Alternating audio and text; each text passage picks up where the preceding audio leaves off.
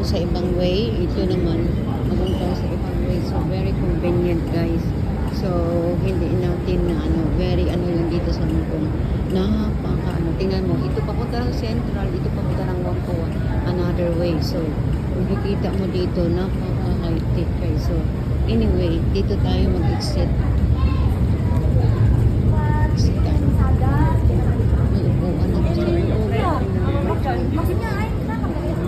So, ito going to Central, ito going to another place.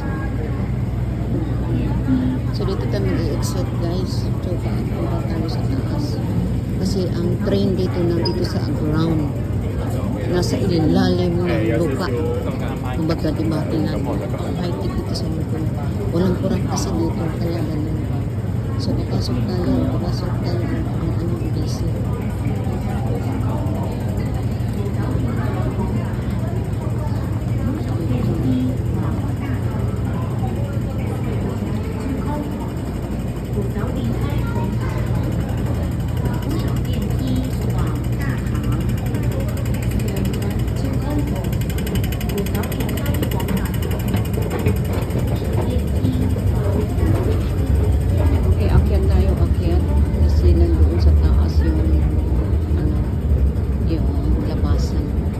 Nandito tayo sa ground, guys.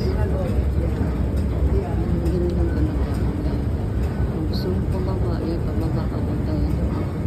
Iba, another din siya, another way. Alam mo, green line. Guys, yan, ibang way yan, green line. So, nandito tayo. Pagtaas, dito yung exitan. Kaya, dalawang layer. Kumbaga, so, ang nito, chunking 1. So, ibang yan dito, guys. Saan tayo mag-exit? Mag-exit tayo ng letter E. Saan ba yung letter E? Dito tayo, nakalagay doon letter E, guys. Oh. So, doon tayo mag-exit. Dito tayo mag-exit.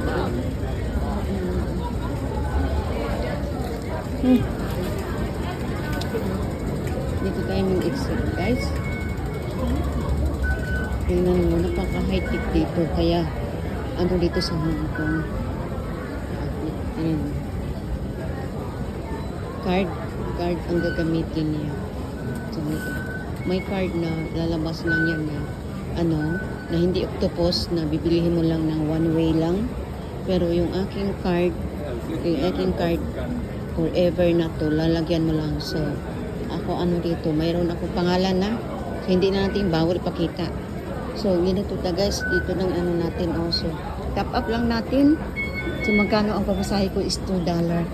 Kahit saan ako pupunta ng sulok ng Hong Kong is $2 ang kasi may privilege na ako dito. Kaya, guys, dito, walang kurap kasi dito, tingnan mo ko.